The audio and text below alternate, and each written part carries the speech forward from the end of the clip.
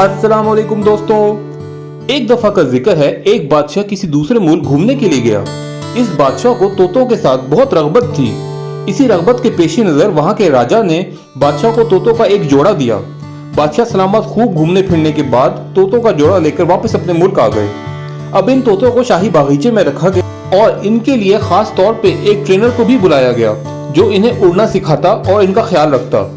अब 15-20 दिन गुजरने के बाद बादशाह ने इस ट्रेनर को बुलाया और पूछा कि तोते कैसे हैं और इनकी उड़ान कैसी है। तो ट्रेनर डरते डरते बोला, बादशाह सलामत, एक तोता तो बिल्कुल ठीक है, खुश रहता है, उड़ता भी है, लेकिन दूसरा तोता उदास उदास रहता है और बिल्कुल नहीं उड़ता। वो एक मखसूस दरख्त की मखसूस शाख पर बैठा रहता है। मैंने बहुत कोशिश की लेकिन सब बेसूद साबित हुई। बादशाह को बहुत गुस्सा आया और वो समझा कि शायद ये ट्रेनर ही निकम्मा है। इसलिए इसने पूरी सल्तनत से बेहतरीन ट्रेनर्स को बुलाया, लेकिन सबकी कोशिशें बेसूद साबित हुईं। बादशाह बहुत परेशान था। इसके एक वजीर ने इसे तजवीज दी कि पास ही एक गांव में एक किसान रहता है जो बहुत अक्लमंद है और उसे तोतों का काफी तजर्बा भी है। आप कहें तो मैं उसे बुला लाऊं, शायद वो कुछ कर सके। बादशाह ने उसे बुलाने की इजाजत दे दी। किसान को बुलाया गया और उसे बागीचे में छोड़ दिया गया तोतों के साथ। सिर्फ 10 मिनट के बाद वजीर अंदर महल में दाखिल हुआ और बहुत खुशी से बादशाह को बताया कि मुबारक हो, तोता उड़ने लगा। बादशाह बहुत हैरान हुआ और उसने कहा, इस किसान को मेरे पास बुलाओ। जब किसान आया तो बादशाह ने पूछा कि तुमने ऐसा क्या किया कि वो तोता इतनी जल्दी उड़ने लगा। तो किसान बोला कि बादशाह सलामत, मैंने तो कुछ भी नहीं किया, बस जिस शाख पे वो तोता बैठता था मैंने उस शाख को ही काट दिया। तो दोस्तों, हमें भी किसी भी हालात में मायूस होने की जरूरत नहीं। हमें बस इस शाख को काटने की जरूरत है जिससे हम चिपक के बैठे हैं। हमें अपने कंफर्ट जोन से बाहर आना होगा। हमें अपने इस डर को मारना होगा कि अगर फेल हो गए तो लोग क्या कहेंगे। अरे छोड़ो लोगों को, लोगों का तो काम है कहना, बस तुम अपनी मंजिल की तरफ गामजन रहो। मैं तुम्हें ये गारंटी तो नहीं देता कि तुम एक दिन या एक महीने या एक साल में अपनी मंजिल को पा लोगे, लेकिन हाँ, ये गारंटी जरूर देता हूँ कि अगर सच्ची लगन के साथ अपनी मंजिल की तरफ गामजन रहोगे तो एक ना एक दिन जरूर अपनी मंजिल पालोगे। तो मैं हूँ फराज ताहिर और आप देख रहे हैं मिस्टर खोजी।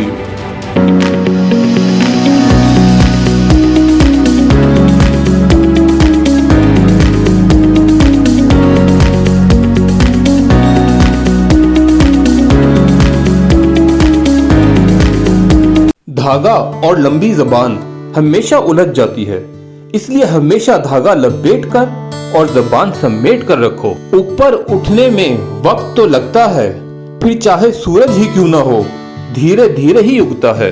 मंजिल की तलाश में अगर तुम भटक भी गए तो कोई बात नहीं, गुमराह तुम नहीं, गुमराह तो वो हैं जो घर से निकले ही नहीं। याद रखना, गलती उसी से होती है जो मेहनत करता है। निकम्मों की जिंदगी तो दूसरों की गलती निकालने में गुजर जाती है। दोस्तों, अगर तुम्हारे सामने वाला कोई काम कर सकता है तो तुम भी वो काम कर सकते हो, लेकिन अगर एक काम कोई भी नहीं कर सकता तो तुम्हें वो लाजमी करना चाहिए। कमजोर इंसान गिला करता है कि हालात ही ऐसे थे कि मेरे ख्वाब छिन गए, जबकि एक बहादुर इंसान कहता है कि इन्हीं हालात ने मुझे ख्वाब देखने पर मजबूर किया। मुफ्त में सिर्फ माँ बाप का प्यार मिलता है, इसके बाद दुनिया में हर रिश्ते के लिए कुछ ना कुछ चुकाना पड़ता है। याद रखना, वक्त सबको मिलता है जिंदगी बदलने के लिए, लेकिन जिंदगी दोबारा नहीं मिलती वक्त बदलने के लिए। अरे जिसको जो कहना है कहने दो, तुम्हारा क्या जाता है। ये तो वक्त की बात है और वक्त सबका आता है। दोस्तों, अपने आप से बार बार ये कहो, अभी तो सिर्फ दिन निकला है, पूरी रात बाकी है।